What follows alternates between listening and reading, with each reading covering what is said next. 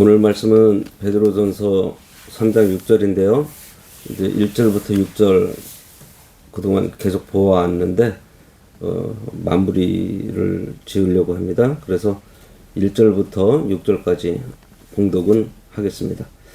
아내들아, 이와 같이 자기 남편에게 순종하라. 이는 혹 말씀을 순종하지 않는 자라도 말로 말미암지 않고 그 아내의 행실로 말미암아 구원을 받게 하려 함이니, 너희의 두려워하며 정결한 행실을 봄이라.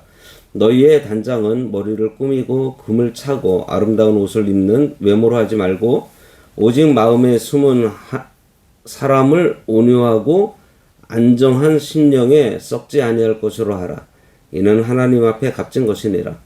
전에 하나님께 소망을 두었던 거룩한 부녀들도 이와 같이 자기 남편에게 순종함으로 자기를 단장하였나니, 사라가 아브라함을 주라 칭하여 순종한 것 같이 너희는 선을 행하고 아무 두려운 일에도 놀라지 아니하면 그의 딸이 된 것이니라. 오늘 말씀의 제목은 선을 행하고 놀라지 아니하면입니다. 우리는 지난 시간에 5절 말씀을 통해서 하나님께 소망을 두었던 거룩한 부녀들에 대해서 보았습니다. 하나님께 소망을 둔 사람은 썩어질 외모를 단장하지 않는다 그랬어요. 하나님 앞에 값진 속사람을 단장했다고 했습니다. 이 단장은 거울 앞에서 하는 것이 아니고 하나님 앞에서 자기를 꺾음으로써 단장하는 것이라고 했어요. 오늘 우리가 볼 이 6절 말씀은 그 5절의 소망이 실제 삶의 현장에서 어떤 행위와 태도로 나오는지 보여주고 있는 말씀이에요. 5절이 신앙의 뿌리라면 6절은 그 뿌리에서 맺히는 열매라고 볼 수 있겠습니다. 베드로는 이 열매의 실체를 보여주기 위해서 사라라고 하는 실제 인물을 여기서 언급하고 있어요. 오늘 이 말씀을 통해서 우리 신앙이 말로만 하는 관념에 머무르고 있는지, 아니면 사라처럼 삶 속에서 배어나오는 능력으로 나타나고 있는지 점검해 봐야 하겠습니다. 여기에 사라가 아브라함을 주라 칭하여 순종한 것 같이라고 했습니다. 창세기를 보면 사라는 마음속으로 아브라함을 내 주라고 불렀어요. 베드로는 이것을 단순히 그 시대의 관습이나 예절로 보지 않았습니다. 이것은 사라 안에 남편을 존중하고 있는 마음이 자리 잡고 있었던 것을 말하고 있는 거예요. 여기서 칭하여라는 이 말은요, 기분 좋을 때 어쩌다 한번 그렇게 불렀다는 것이 아닙니다. 지속적으로 삶의 모든 순간에 남편을 대하는 기본적인 태도가 그러했다는 거예요. 이처럼 신앙은 꾸미는 것이 아닙니다. 삶 가운데에서 묻어나오는 것이 진짜예요. 겉으로는 존경하는 척하면서 속으로 남편을 무시하고 업신여기면 오늘 말씀과 아무 상관이 없는 사람일 것입니다. 그런데 우리가 여기서 깊이 생각할 것이 있어요. 사라는 왜 아브라함을 주라고 불렀는가입니다. 아브라함이 존경할 만한 완벽한 남편이었나요? 아니에요. 그렇지 않았어요. 아브라함은 자기 목숨을 보존하겠다고 아내를 누이라고 속이고 2번이나 팔아 넘기려고 했던 연약하고 비겁한 사람이었습니다. 인간적으로 보면 사라는 아브라함에게 실망하고 비난할 이유가 아주 많이 있었어요. 하지만 사라는 아브라함에게 주라고 칭하며 순종했습니다. 이것이 어떻게 가능했을까요? 사라의 눈은 아브라함에게 맞춰져 있지 않았어요. 사라는 아브라함을 부르시고 아브라함을 이끄시는 하나님을 본 거예요. 내 남편은 모자라더라도 저 남편의 주인이신 하나님은 살아계신다. 하나님이 저 사람을 내 머리로 세워주셨으니 나는 하나님께 복종하는 마음으로 남편을 존중하겠다. 이것이 사라의 신앙입니다. 우리가 지금 계속 보고 있는 얘기가 이거예요. 종들도 어떻게 하라 그랬어요? 주인을 두려워함으로 섬기라고 했는데 그 주인을 두려워하는 거라 그랬나요? 아니죠. 그 주인 뒤에 있는 하나님을 두려워하는 거라고 했습니다. 사람만 보면 100번이고 1000번이고 실망해요. 관계가 조금만 틀어지면 이 마음이 무너지고 미움이 올라옵니다. 그러나 하나님을 보는 사람은요, 그 사람 너머에서 일하시는 주님을 보게 돼요. 신자의 질서는 사람에 대한 맹정에서 나오는 것이 아닙니다. 하나님에 대한 경외심, 소망에서 나오는 거예요. 내가 남편에게 머리를 숙이는 것은요, 남편이 잘나서가 아니에요. 하나님이 나를 그 자리에 두셨기 때문입니다. 내 자존심보다 하나님의 영광이 더 크기 때문에 자기를 부인하는 거예요. 이 눈이 열리지 않으면요, 우리는 평생 아내랑 싸워야 되고요, 남편하고 싸워야 됩니다. 그리고 사람들과 시비하다가 인생을 다 보내게 돼요. 그러니 사람 보지 말고 하나님을 바라보세요. 이것이 우리가 순종하는 것의 시작이에요. 베드로는 이어서 너희는 선을 행하고 라고 말하고 있어요. 여기서 말하는 선은요, 세상 사람들이 말하는 친절이나 도덕을 얘기하는 것이 아닙니다. 여기에서 선은 하나님 중심의 질서를 실제로 살아내는 것, 이것을 말해요. 보이지 않는 하나님께 소망을 두고 있기 때문에 눈앞의 상황이 내 마음에 들지 않더라도 하나님의 말씀에 합당한 태도를 가지는 것이 바로 선이에요. 어떤 성경학자들은 이것을 외적 단장과 대조되는 내적의 아름다움의 실제 행위라고 이렇게 표현도 합니다. 하나님께서 보실 때 무엇이 아름답겠어요?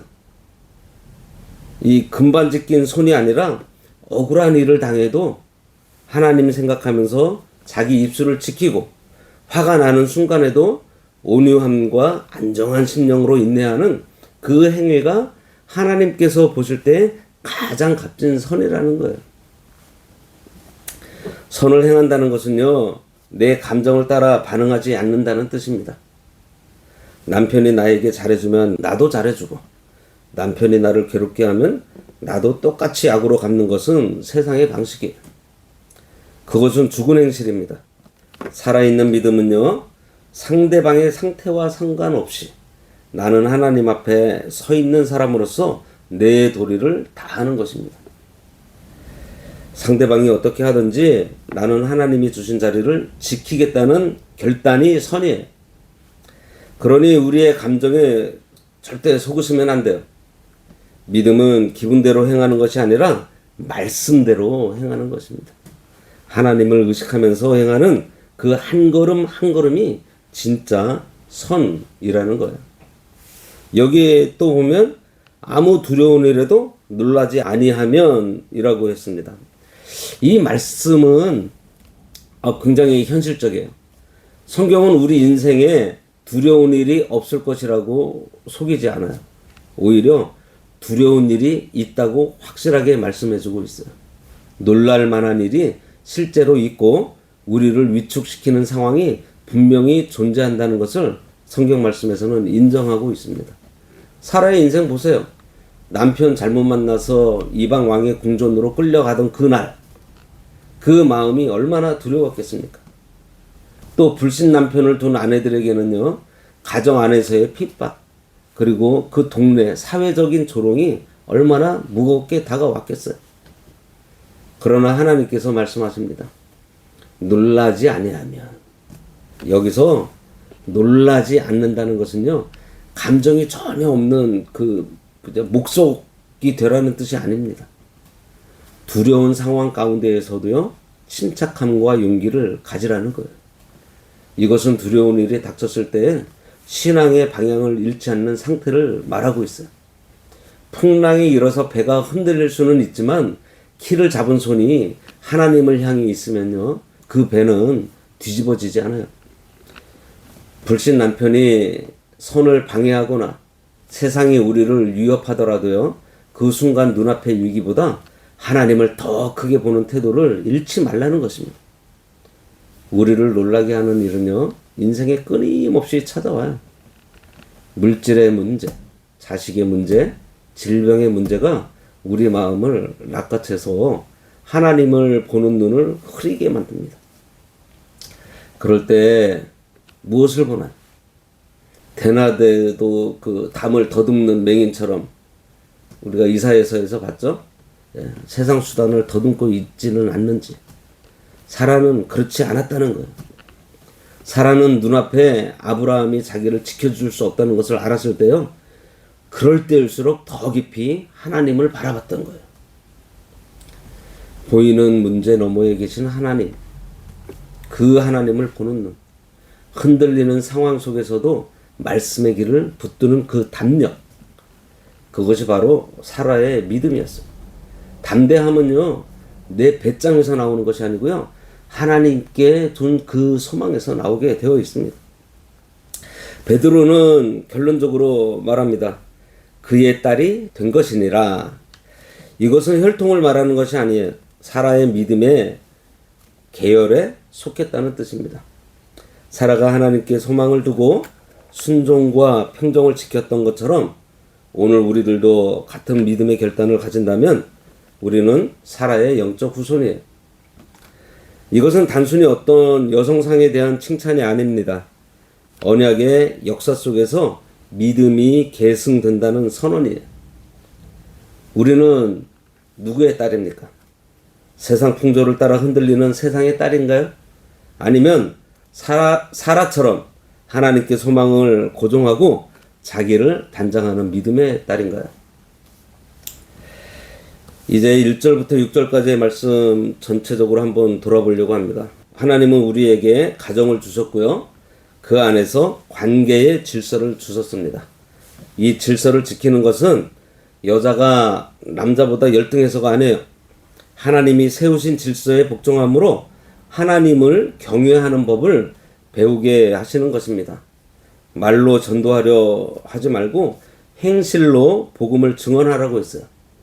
입술은 거룩한데 행실이 정결하지 못하면 그것은 복음의 문을 가로막는 아주 무서운 죄가 됩니다. 진정한 아름다움은 거울 앞에서 만들어지지 않아요. 하나님 앞에서 자기를 쳐서 복종시킬 때 진정한 아름다움이 만들어집니다. 나라는 존재가 살아서 펄펄 뛰면 온유하고 안정한 심령은 생길 수가 없어요. 내가 죽어야 주님이 내 안에서 살아요. 내가 죽어야 내 가정이 삽니다. 거룩한 부녀들은요, 자기를 죽여 하나님을 살렸던 사람들이에요.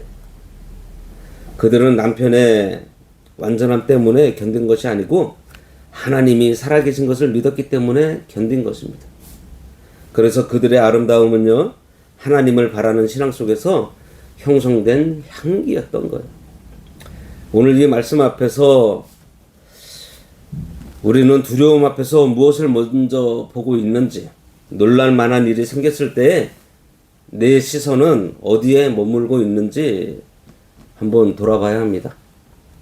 눈앞의 문제인지 아니면 그 문제 너머에서 여전히 일하고 계시는 하나님이신지 어떤 것을 보고 계신가요?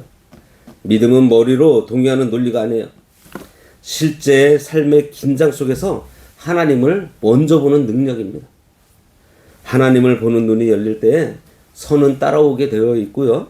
하나님을 보는 눈이 열릴 때에 두려움 속에서도 질서를 잃지 않게 됩니다. 그때 사라의 믿음은요, 과거의 이야기가 아니라 오늘 우리들의 삶이 되어야 하는 거예요. 말씀을 맺겠습니다. 신앙은요, 아는 것이 아니고요, 사는 거예요. 지식은요, 사람을 교만하게 할 뿐입니다.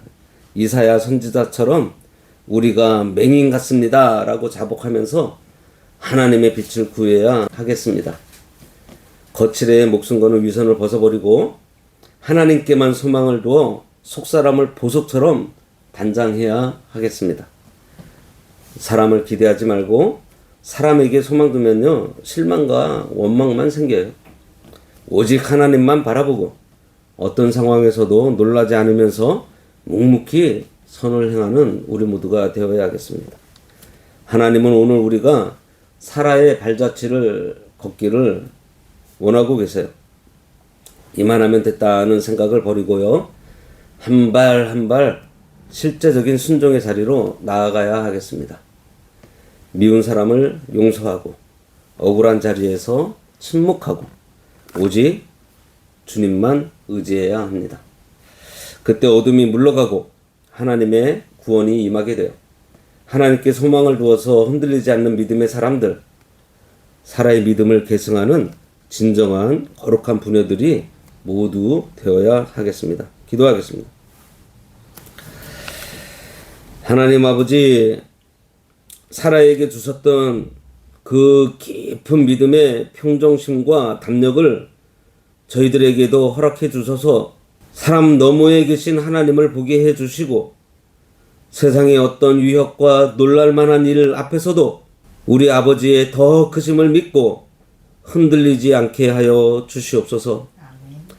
그래서 선을 행하되 사람의 반응에 매이지 않게 하시고 오직 하나님 앞에 속사람을 단정하며 살아가는 우리 모두가 되기를 원하오니 우리 마음이 요동칠 때마다 보이지 않지만 살아계신 하나님을 더욱 분명히 보게 하시고 말씀의 질서 안에서 침착함과 용기를 잃지 않게 하셔서 우리들의 가정이 복음의 향기가 진동하는 거룩한 처소가 되게 하시고 그 안에서 천국 생활을 누림으로 우리를 통해 하나님께서 살아계신 것이 이 세상의 증거가 되기를 간절히 바라오며 예수님의 이름으로 기도드리옵나이다. 아멘.